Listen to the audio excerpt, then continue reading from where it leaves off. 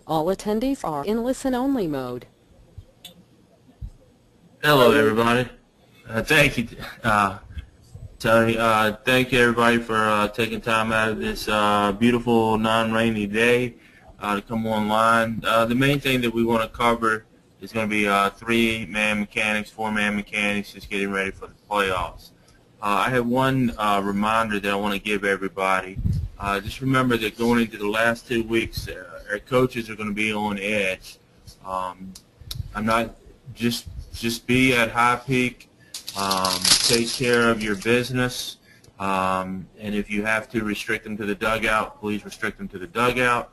If we have to eject them and they're good ejections, let's please go ahead and do that. And remember that the VHSL, we now have a post-game ejection, so if we need to use those, let's use those, because we don't want these coaches thinking that they can say and do anything that they want. So let the rules work for you. You got good people, good board, a good commissioner that's going to back us up. Again, remember, what we want to try to do is get warnings out if we can. We're never wrong with warnings. And then if we need to do restrictions, let's restrict them to the dugout. But if all else fails, let's go ahead and get our ejections and get going. Because again, the coaches are going to be a little nervous, a little apprehensive, because most of them are playing 4 or 5 days a week, and they're not quite sure how this conference stuff is going to work. So again, let's be on our P's and Q's, but again, let's let our rule book work for us. At this point, I am going to turn it over to Greg, and if Greg has things to cover, he'll cover it. But like I said, most of it, we're going to have Tony going over mechanics for the playoffs. All right, Greg, it is yours. Fellas, I'm on a bad connection tonight on Wi-Fi, so I'm not going to talk much. Just make sure you're keeping up with the game reports. If there's travel involved, make sure the bold person indicates who the travel is. If the bold person does not indicate travel, I will give all the travel to the person who is not bolded. Lastly, I will not, after it's over with, when we've generated pay sheets and after the travel has been done, I will not go back in and adjust it. You guys can take it up amongst yourselves. I've said this from the very beginning. This is multiple times in multiple years. So adjusting and allocating that travel takes a lot of time. I'll do it once, even twice when people catch it throughout the season. But once we get to this point, to make sure you make it and you have it and you get it right, because once the pay sheets are generated, that's what's going. Then we're going to go with that, and you guys can work it out amongst yourselves if somebody got travel that wasn't supposed to. That is. Oh, don't forget. I know some of you just sometimes ignore emails. So the one today was extremely important. I got hammered by the Virginia High School League today because we had some umpires at a particular location that gave the game administrator grief about coming off the field. I don't know if it's due to lightning or thunder or whatever it was, but it got reported to the Virginia High School League, and I'm not really accustomed to those conversations. So if the game administrator tells you to come off the field because of thunder, come off the field. Lightning, come off the field. And if you hear thunder or see lightning, you come off the field right then. 30 minutes is how long you'll need to wait in order to come back on the field. And if you get to 29 minutes and you get another flash or another roll of thunder, you're going to wait another 30 minutes. And that's until they say no more. So that's all I've got to say. We've got we had a few playoff games last week, a few this week in the private school tournament, and playoffs will begin in 2 weeks. And I have been given some the conference tournaments already, and I know what they are, but they're trickling into me. Nobody really knows how this thing's going to work out. As far as I know, the single A regional that we've always done, that guys went over to the Eastern Shore and all throughout that region. As far as I know, we don't get any games in that unless one of our teams is the higher seed and they're hosting. Besides that, it's the local guys who are going to do that. So, so I really don't know whether we're going to wind up with as many playoff assignments or not in this new format. My guess is that we will not. We'll just see how it all falls out for this season. The last thing this weekend is a pretty big weekend in youth baseball.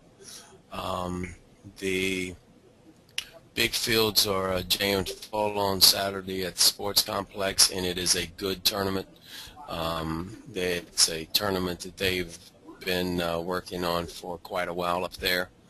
And then there's the small fields or 12U fields, and it should be good.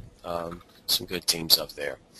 Once June rolls around, they will begin the Best in Class Showcase tournaments that they ran, and that'll pretty much go throughout the summertime. And a lot of times those go Friday, Saturday, and Sunday.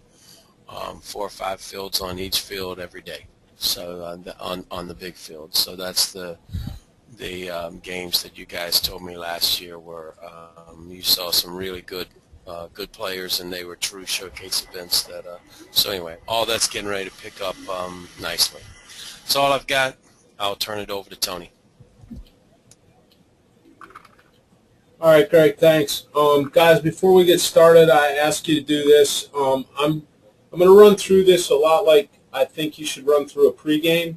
So this is sort of a big pregame. It'll be a little bit slower. So if you have questions, write them down or hang on to them, and then you can poke them in at the end, because I may cover things in an order that you may think of something, and then I may cover it later, and it'll just I just want to kind of go along with the flow here. If there's something I miss or you want to review, just write it down on in your own little thing, and then you can raise your hand at the end or type it in the box at the end, and we will try to make it public to everybody. But I'm going to try to run through 3-man mechanics, just a review of responsibilities and coverages, and then when we're done with that, I'll run through 4-man. 4-man will be really quick because 4-man is basically, 3-man is 4-man without one guy. And but if you got 3-man, adding that, re-adding that guy isn't all that big a deal. In fact, it's a little bit easier. So, and Greg, if I say something that you think we shouldn't do, I think I covered everything. There's only one question I might have. If I say something you think we shouldn't do, just jump in. Okay. All right. 3-man mechanics. I always use every time I get an opportunity to remind us that we're all umpiring and just go through some basic stuff. Anticipate all plays, but not their outcomes. Position is defined by angle and distance, and one of the beauties about 3- and 4-man is we can get some more distance than we're accustomed to in 2-man, a lot more distance, but angle is always primary to distance. Proper angle is always primary to distance. Positioning is a function of time. There are somebody's playing dice in the background. There are 3 possible positions for every play. Where we start, that's what we're going to talk about, where the play is, and then make an adjustment, and all of those require you to hustle. The call is the mental process, the signal is the physical, and nothing can be routine until it's over, which is why we got to hustle and put ourselves in position to make these plays. Okay? I'm going to cover 3-man in the way that we umpire according to our priorities, because I think we should always umpire in order of our priorities, which the more you know about your responsibilities, the better you are as an umpire. And again, responsibilities are easier to remember, I think, if you do them in order of priorities. And the basic order is ball strike, fair foul, catch no catch, safe out. And then we could say everything else, but we'll talk about obstruction, interference, touches and retouches, umpire in order of your priorities. So let's go through that in the 3-man mechanics. And you guys have seen that little bit a bunch of times, but I'm going to keep doing it. All right, 3-mans. 3-man mechanics, ball strike, check swing, with nobody on base. Right-handed hitters go to U1, left-handed hitters go to U3. With runners on base, Right-handed hitters go to U1, left-handed hitters go to U3. In other words, it doesn't matter where the umpire is. Right-handers always go to U1, left-handers always go to U3. Fair foul with nobody on base. The first baseline will take the bag and beyond belongs to the base umpire. So if it hits the bag and beyond, it belongs to the base umpire. Third baseline, bag and beyond belongs to the base umpire. So B cubed. 3 Bs belongs to the base umpire.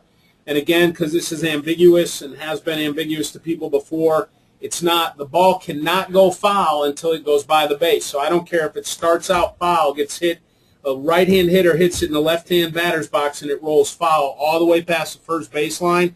That is not the plate umpire's responsibility. That's the base umpire's responsibility. Because the ball cannot be fouled until it passes the base and touches foul ground, or it touches something before the base. So there's no way for a bounding ball to be foul before the base if it ends up past the base. It has to be touched. So remember that. With runners on base, U1 on the line, he gets the bag and beyond.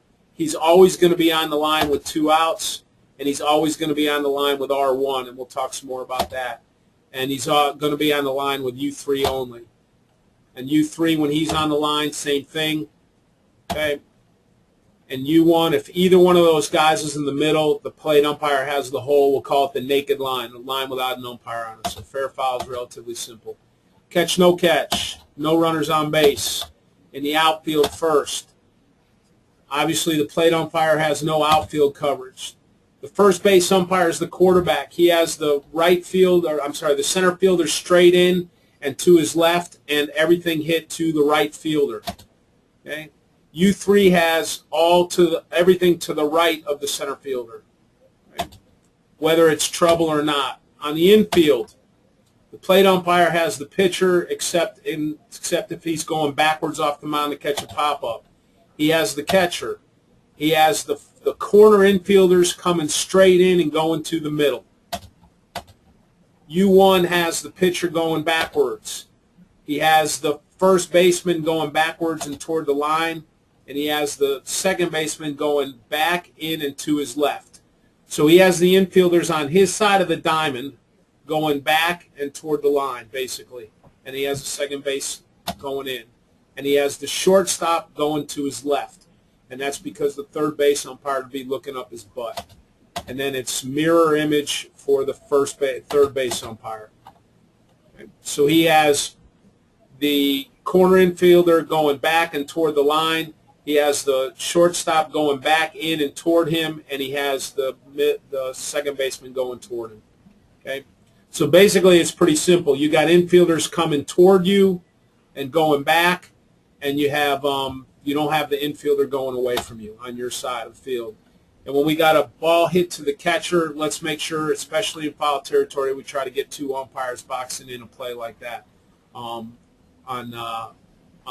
those. With runners on base in the outfield, the umpire in the middle has everything until he's called off. So if the ball goes up in the air and it's in the outfield, he has the catch until somebody else decides it's trouble and decides to go on trouble. He has trouble in the small v, which means he may go out. And the small v means between whichever if he's the third base umpire, he has the left fielder going toward the center fielder and the center fielder going toward the left fielder, and any trouble in that area. He may go out if the ball is hit toward the fence. It's got to be toward the fence and deep, because you got to remember, you got to give your base umpire a chance to get in if you go out. Okay, the wing umpire has only trouble from the center fielder straight in all the way to his side of the field. So wing umpires only have trouble if the center fielder comes straight in or goes back opening toward him all the way to the line. If there's no trouble, the catch belongs to the guy in the middle of the infield. Okay? The plate umpire has only trouble toward the foul line he's responsible for. That is the naked line. Okay? So the easiest way to remember outfield coverages is all routine catches belong to the umpire in the middle. If it's trouble toward the umpire who's still on the wing, he has the center fielder straight in and opening up toward him all the way toward his line. And again, this requires communication. You have to talk to each other. because the guy in the middle cannot hear the plate umpire or see the plate umpire or the wing umpire if they don't talk to him. It is not for the middle umpire to decide whether he has the catch or no catch. The middle umpire has the catch, no catch until he's called off. So it's very, very, very important that we communicate on that play. Okay. On the infield, the plate umpire has the pitcher except when he's going backwards and the catcher. He has the corner infielders coming straight in and going toward the middle. Okay? And then he has the corner infielder going to the naked line. The umpire in the middle has his middle infielder, so if he's the first base umpire, he's got the second baseman. If he's the third base umpire, he has the shortstop. And he has the other middle infielder going in and toward the middle. So basically he has the two middle infielders coming in and going toward the middle, and he always retains responsibility for his middle infielder. And I'm trying to compartmentalize this as best I can for you guys to make it easy to think about. The middle infielder, the umpire in the middle also has the pitcher for a pop-up going backwards. The wing umpire has his corner infielder back and toward the line. And the easy way to remember that toward the line is you got the fair foul, so you should have the guy going toward the line. And then he has his middle infielder toward him and back. Okay? And remember what trouble is. A trouble is going to require an umpire to go out as far as he can to get a position. Hustle. Trouble is any batted ball down the line that's going to require a fair foul decision. So if you have a fair foul decision in the outfield, you need to go, you need to communicate. It's going to require an outfielder, any batted ball that requires an outfielder to move aggressively toward the foul line. A ball that has a potential to enter a dead ball area. So if the ball's going to bounce and end up going dead, we should go out on it. A ball that has a chance to leave the playing field in flight or after bouncing, or what I like to call threatens the fence. That has a chance to be touched by a spectator. If we're lucky enough to be working with some people down the lines and stuff, we have to be aware of that. That has an outfielder running hard in or back. Okay? And when we have converging fielders, those are trouble. So we got to be out on trouble. That's why they're using extra umpires. Then we have safe out, real quick positioning.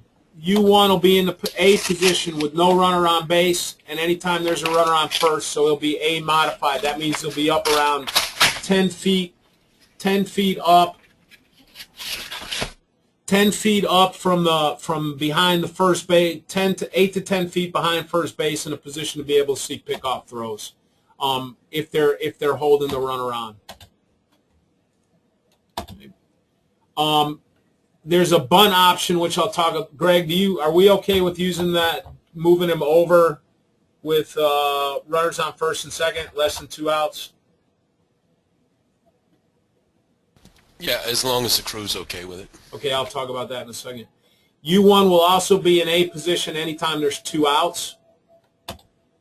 U3 will start in the D position, which means be somewhere behind the third baseman, but in a position to be able to see what he's responsible for. He'll be there with no runners and a runner on third only. Or a runner on second. I should also write runner on second and third, less than 2 outs. Okay?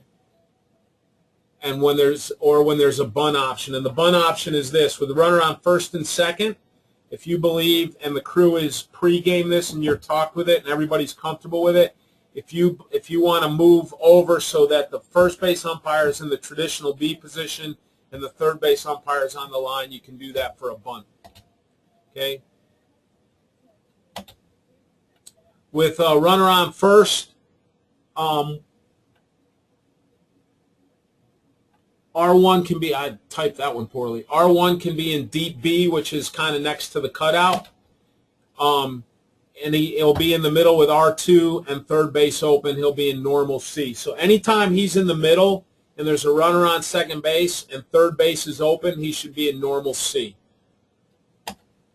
And he should be in the middle with an R. If you have a runner on second and third, anytime there's a runner on second and third, whether it's second and third or first, second, and third, he should be what we call C minus 3, C back 3 steps, because he doesn't have to worry about a steal with third.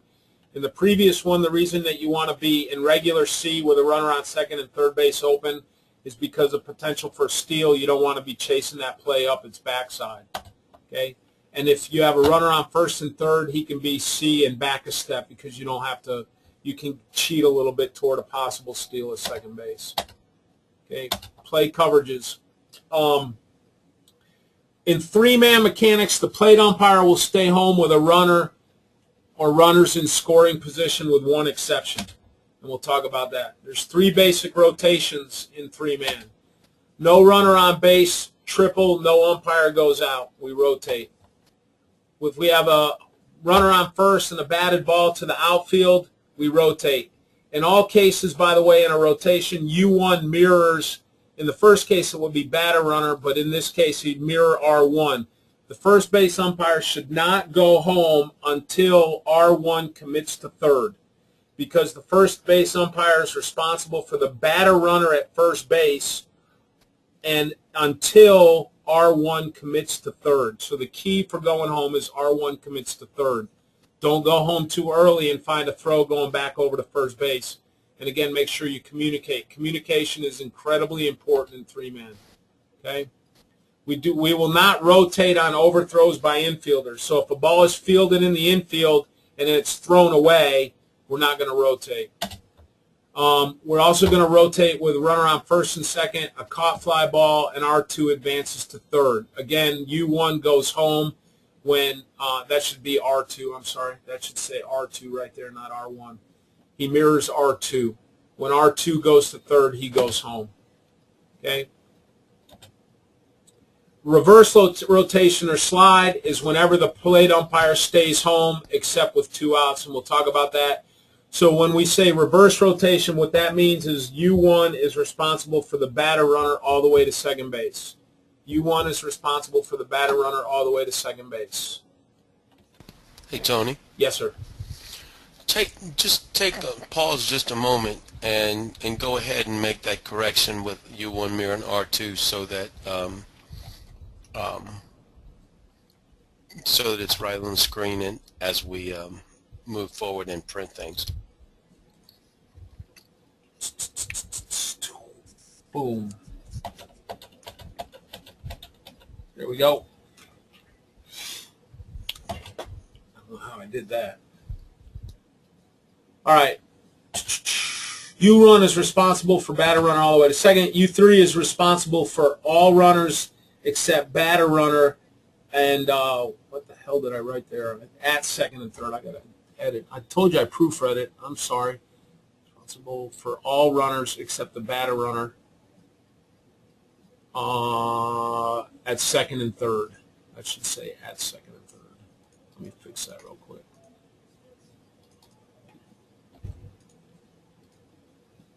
Bad typing. Save from current slide. There we go. So whenever we're in a reverse rotation, U3 is responsible for all runners except the batter runner at second and third. Okay? So he's not responsible for the batter runner at second. Two outs.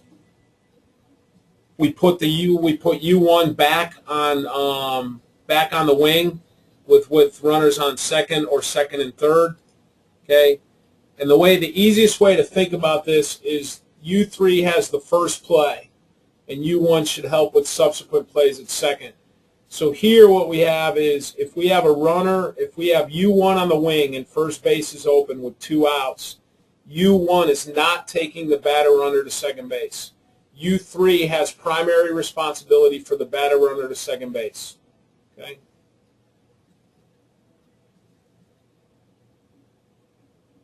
If there's a play that goes to third base, say they make a play on R2 at third base, the base umpire, if he hasn't gone out, the first base umpire should probably come in and try to help on the backside on the batter runner if there's a play in that regard. But again, that's you gotta umpire that play. Okay. I would argue, and Greg, I don't know if I think this is the safest thing to do. On a fly ball that's in U1's coverage area with two out and you're on the wing, just go out on the fly ball. For the same reason I think that we go out on fly balls in four-man. If something happens, the kid drops the ball or he's not paying attention or spins around or the sun gets in his eyes, and the first base umpire is just standing there watching, we have a hard time explaining why we didn't have an umpire who isn't doing anything going out. Because if there's runners on second or second and third and there's a fly ball to U1's coverage area, 2 outs, the runner from second and the runner from third are going to score. They're going to go home. So there's really just one runner that's left worrying about, because a catch isn't going to affect anything except the end of inning. Yeah, I agree. If there's no runner, U1 goes out, the base umpire or the plate umpire has the batter runner at first base. So this is one of the things you guys have we all have I shouldn't say you guys, we all, right? We guys all have this habit of trying to run to third immediately in 3-man. If there's nobody on base and U1 goes out, the plate umpire has to go up the first baseline, watch the touch, and be responsible for the batter runner back to first base. In fact, if there's a fly ball that's in the first base umpire's coverage area, the plate umpire should be moving toward first base because he's responsible for the touch at first base, and then if the first base umpire goes, he has to go up and get that. Okay? Basic play coverage. If we have a runner on third only and there's less than 2 outs, then U3 has the retouch at third unless U1 goes out, or obviously he goes out.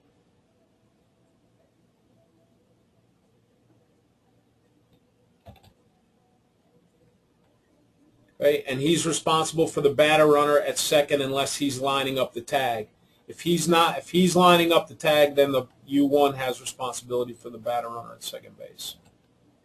Okay, simple stuff. Obstruction, interference. Obstruction and interference, you're responsible for it for the runners you're responsible for. Okay, so if you're responsible for a runner, you need to keep your head on a swivel. Watch the ball, eye on the ball, glance at runners. Especially with the extra umpires in there, there's no reason for us to miss things like obstruction and interference, especially obstruction. And that's, again, a general rule. If you're the plate umpire and there's guys running around, you have a bigger vision than everybody else does, okay? Touches and retouches, tag-ups. Touches, you're responsible for the touches of the runners you're responsible for. Okay, retouches, you're responsible for the runner that you're responsible for, and same thing in retouches, okay? The plate umpire is responsible for retouches by R3.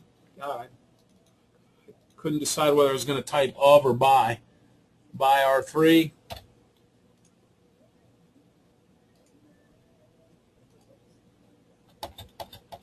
Except in the situation that we talked about. So if U3 is in the middle or U1 goes out with R3 only. And again, the plate umpire generally has a good view of most touches and retouches, so be prepared to help if we get an appeal. Rundowns. One of the beauties of having a three-man crew is we can have 2 umpires on every rundown. And when we get in a rundown, try to have an umpire on the inside and the outside of a rundown.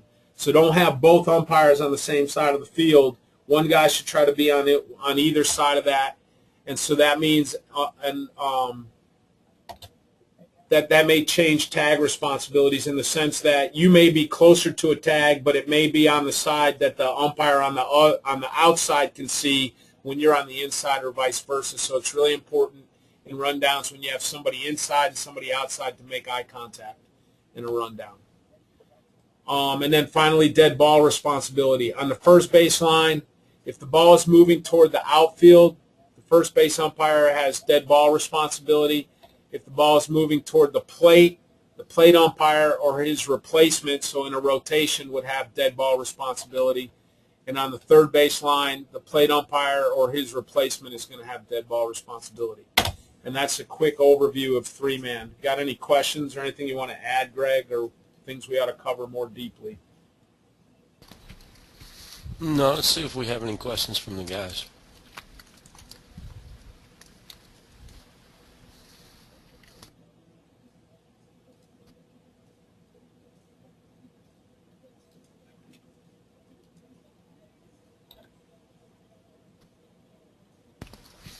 Our intent tonight is, instead of showing you a bunch of pictures and diagrams, the intent tonight was to try to give you an outline that you can use, and you can study it, you know, in a fairly concise, print it out if you want to, so you have it. So, you know, we just changed it up a little bit tonight.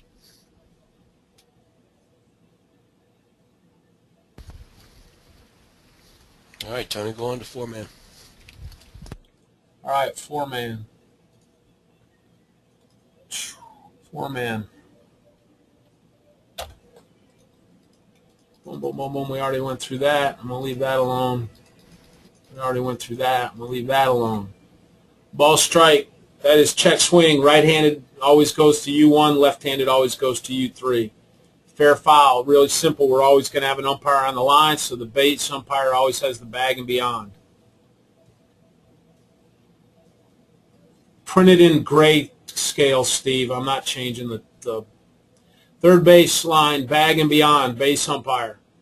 Okay, same thing. Catch, no catch. Okay.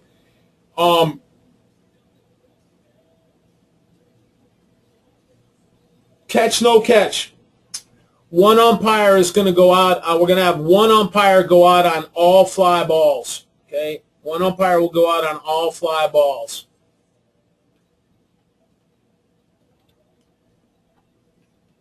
With nobody on base or a runner on third only, outfield coverage. Plate umpire never has outfield coverage. U1 has F9, has the right fielder going to the line. F7, U2 has F7 straight in, left fielder all the way to the right fielder straight in. So he has the what we would have called the old V. So he has the guy, both corners, outfielders coming straight in and going toward the middle. U3 has the right fielder, left fielder, all the way over to the line. Okay. On the infield, the plate umpire has the pitcher except when he's going backwards. And the catcher, he has the corner infielders coming straight in. Okay. U1 has the pitcher going backwards, and he has his corner infielder going back and toward the line. And he has the second baseman coming toward him. So it will be the same. It will be the opposite for the third base umpire. U2, he has the middle infielders going back and toward the middle, which means, and we'll talk about this, I'll mention in a second, that means U2 has to be close enough to the infield grass or the infield dirt that he can see the middle infielders going toward the middle. And he has the corner infielders going toward the middle. So he's got to be in a position where he can see that is, see inside the glove. And that can be a tough one, and you're going to have to make eye contact with that. Okay?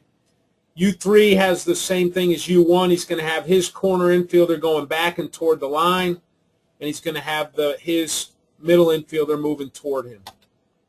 And again, with a catcher, try to box it in.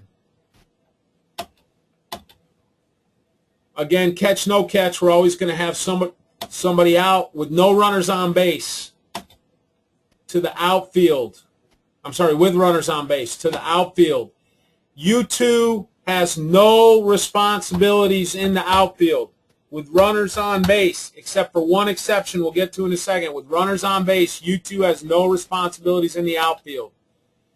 U1 has the same coverage he did in 3-man. So he has everything from the right fielder, the center fielder straight in, all the way over to the fence, to the line. And F9. U3 has the center fielder going to his right and everything hit to the left fielder. On the infield, the plate umpire has the pitcher except when he's going backwards and the catcher. He has the corner infielders coming straight in. This one's a little bit gray. Sometimes I think the second base umpire has a better look at this. This is something that should happen with eye contact. Because when you got a ball scorched at a corner infielder, sometimes the plate umpire can't pick it up. We need to make eye contact on that one. U1 and U3. Okay, he has, and I'm trying to compartmentalize this to make it easy for us to think about. He has his infielders back and toward him.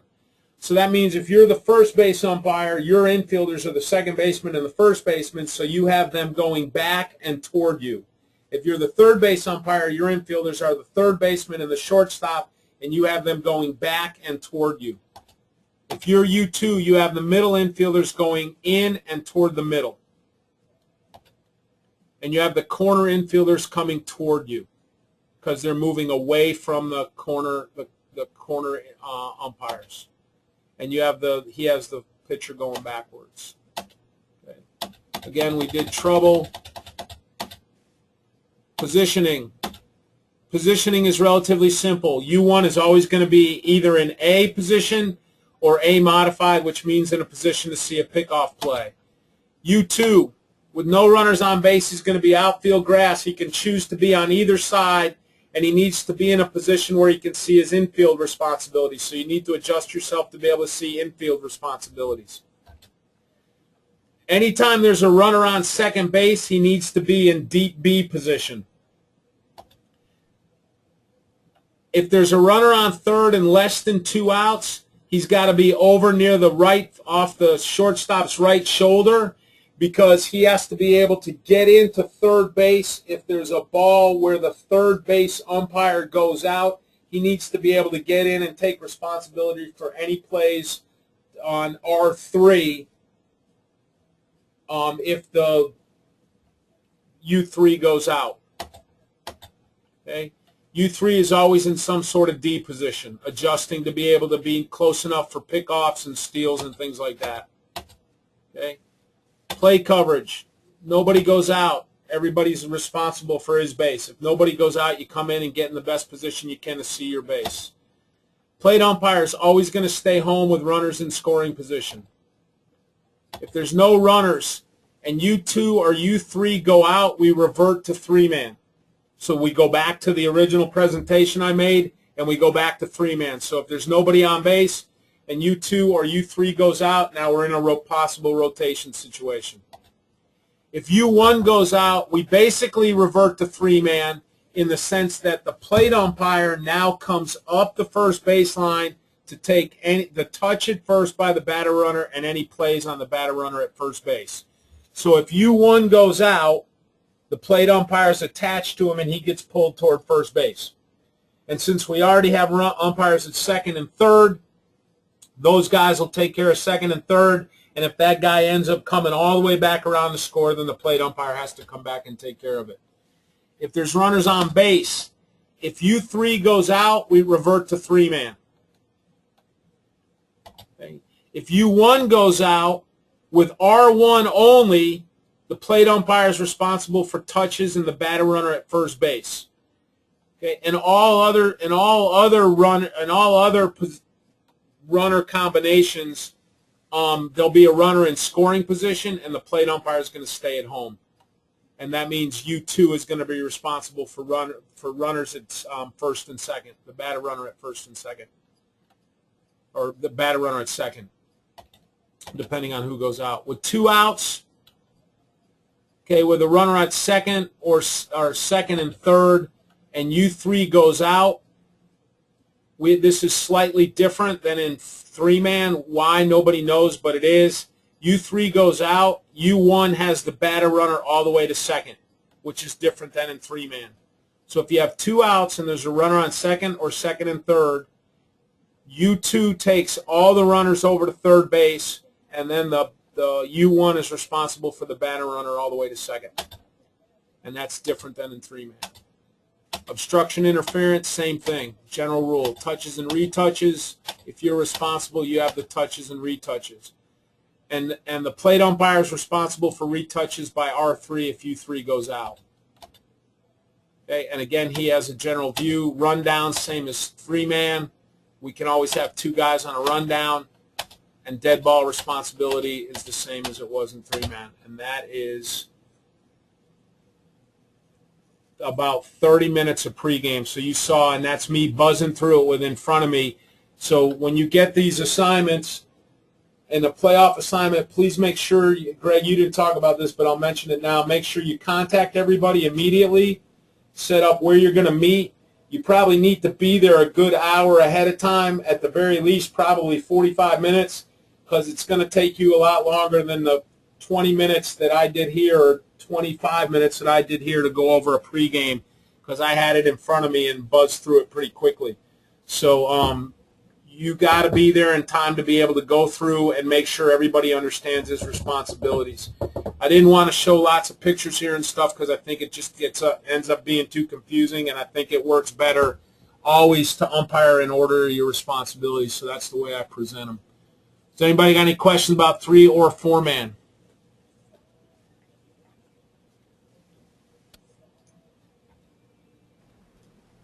Yes, no?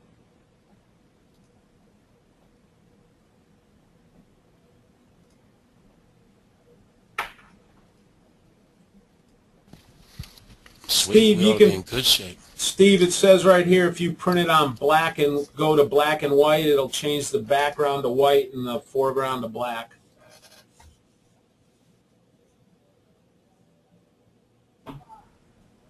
Greg, will we have this up on Arbiter in forms?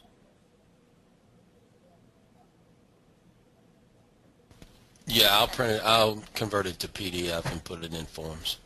Thank you. I will send it to you, Greg. All right. And I think I straightened out most of them. I think I even straightened out the one Hank pointed out earlier. Any questions from anybody? I don't see any hands except for Steve's. I don't know, Steve.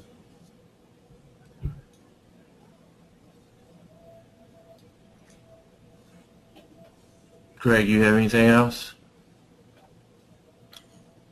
No, fellas, just normal stuff this time of year. Just keep your blocks up to date.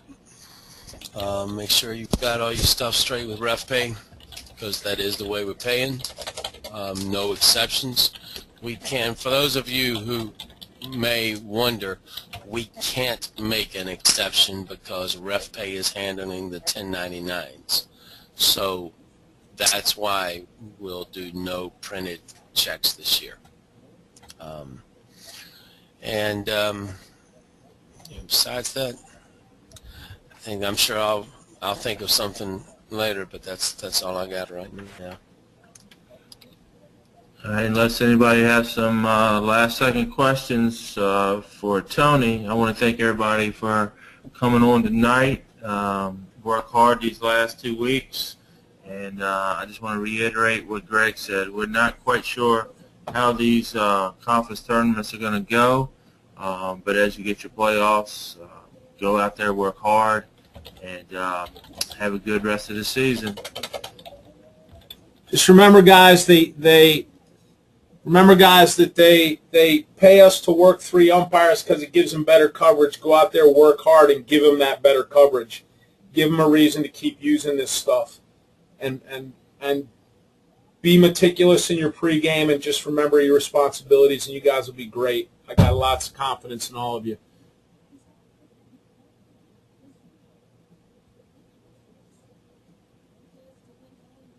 All right, I guess with that, then Greg and Tony, thank you for your help tonight, and we'll say good night until we all meet again. All righty. Good night, guys.